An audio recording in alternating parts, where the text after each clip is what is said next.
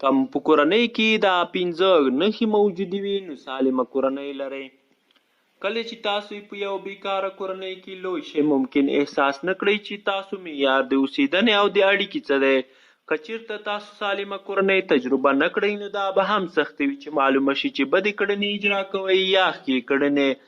دلته مو د سالمې کورنۍ 5 ځانګړتیاوې راخیستي. لوستلو ته مو یې حوصله غواړم. واضح پوهوئ. کله چې په کور کې د ځینو مسایلو په اړه ستونزه پیښه شي هر شخص واضح مسؤلانه احترامانه خبرې کوي ترڅو پیښو شوو ستونزو غوره لار ومومي. ګډ وخت مصرفول.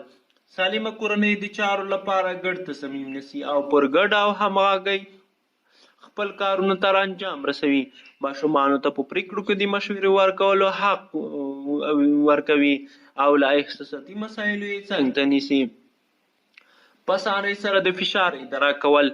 کله چې یوه سالمه کورنۍ د ځینو فشارونو سره مخ شي رهبري او اداره کول ورته اسانېږي ځکه ټوله کورنۍ یو ځای او د چارو لپاره په شریکه پلان ګذاري کوي. حدود او معیارونه. سالمه کورنۍ کې د مشرانو کشرانو ولې د نورو غړو ترمنځ ټاکلي حدود وضع شوي. له هغوی څخه حتی ماشومان هم په آګاهي ډول تېری نشي کولی. دا ځانګړي حدود د سالمې کورنۍ یو بله ځانګړتیا ده.